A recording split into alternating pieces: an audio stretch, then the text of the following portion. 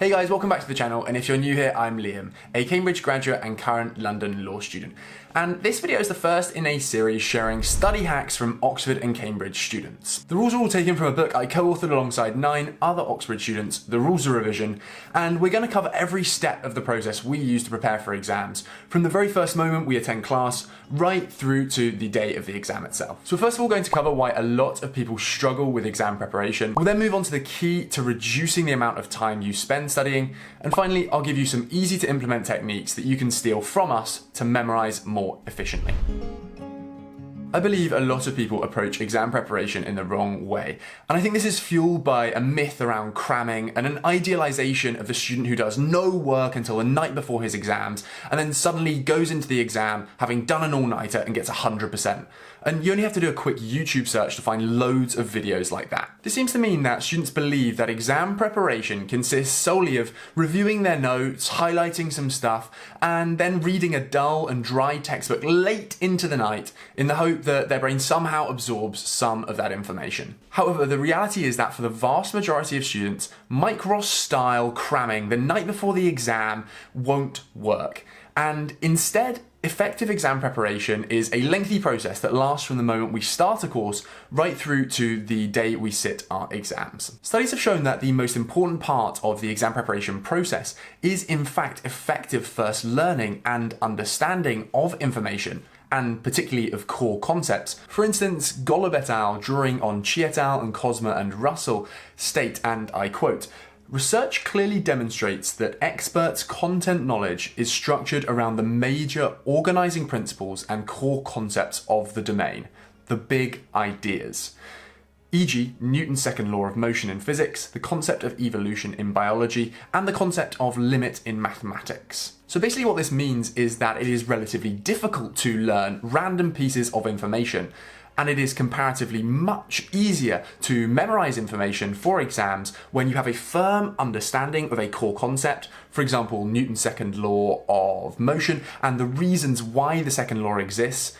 and then to hang from that core concept those smaller pieces of information, formulae, for example, F equals ma, from that core concept at the center of everything. Simply hearing a piece of information in a classroom or a lecture does not mean you've learned it, and equally reading a piece of information in a textbook doesn't mean you've understood it or will remember what you've read. Many students trick themselves when it comes to doing homework assignments. They'll often just regurgitate stuff from their notes, or they might even copy stuff from Wikipedia, and they'll end up getting a decent mark because they've broadly got most of the stuff correct, and they'll then tell themselves, "Yeah, I get this, it's fine, move on." And it's crucial that we avoid the situation, and we've all had that feeling when you're sat in an exam and there's this one little bit of a topic that you're just hoping won't come up because you don't fully understand it. And of course, it always does come up, and you get that sinking stomach feeling of, I just wish that I had spent a little bit longer making sure that I fully understood this topic so that I can manipulate my knowledge to this question. And the only way of doing that is initially when you're in class or when you're doing homework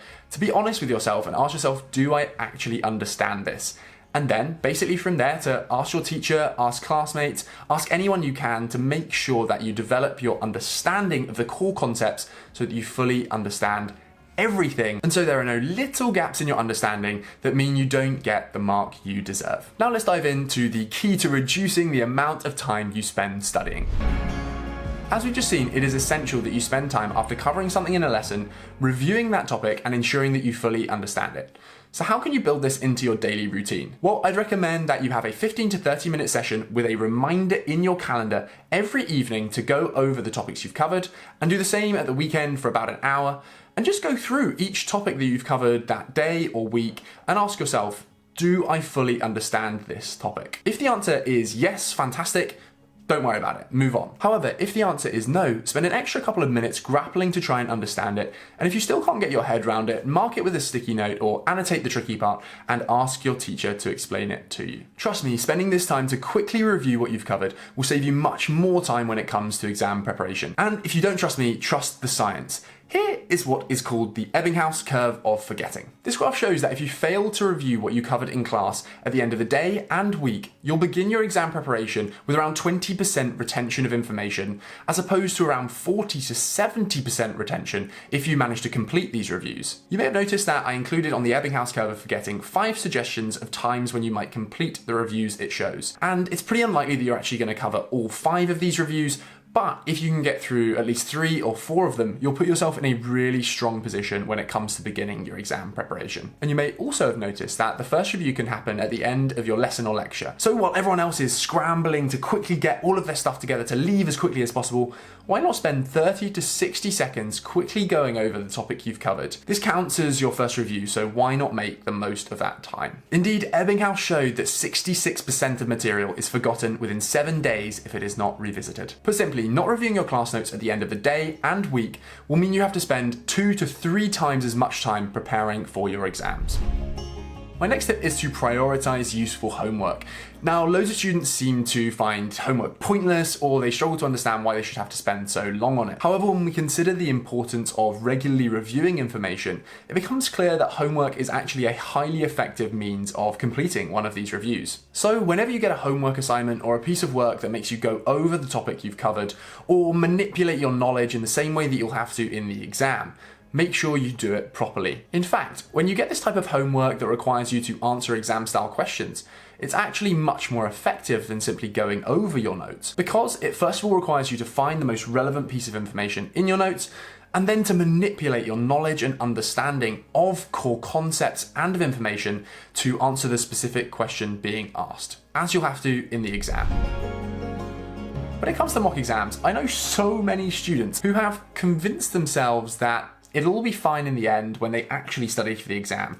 So when it comes to the mock exam, I'm not going to study at all. I'm just going to wing it. And if I do badly, I do badly. It's because I didn't study. And then when I do actually study for the real thing, it'll all be fine. But the problem with this is that you're missing out on a crucial opportunity to, first of all, practice in exam conditions, having the pressure of a timed exam. Second of all, it's just a golden opportunity to complete one of the reviews on the Ebbinghaus curve of forgetting. That means that you'll have to spend way less time revising when it comes to your final exams. Mock exams are a brilliant indicator, when you actually study for them, of how well your exam preparation has been going, and of which subjects you really need to focus on as you move towards the real exams themselves. My next tip is to discuss topics with a study buddy, and I can guarantee you from my own personal experience of studying for Maths A-level that the most effective means of ensuring you have a firm understanding of every topic on the syllabus is to discuss it with another student. And there are 2 real benefits to this. First of all, you'll gain benefits to your understanding just from having something explained to you from a different perspective.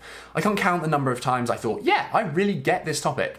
And then someone else explained their way of doing it to me, and it was actually much better than mine. But the second, even more important benefit is that you get to teach your understanding of the topic to someone else.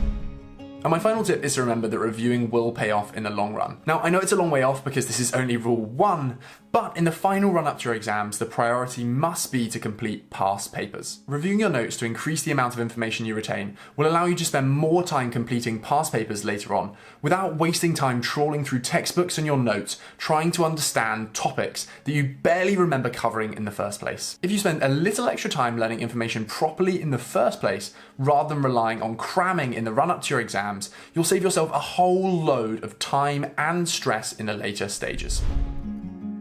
So, to quickly conclude, effective first learning of information can be thought of as a way of studying smarter rather than necessarily harder, allowing you to focus on developing your exam technique in the latter stages of your exam preparation. Thanks a lot for watching, and if you enjoyed this video, make sure you subscribe to my channel so that you don't miss any of the rules being released in the future.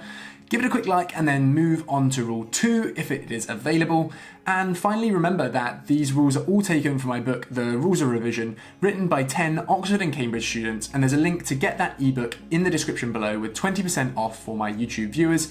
There's also a link to the hard copy available on Amazon. Thanks a lot for watching, and I look forward to speaking again very soon.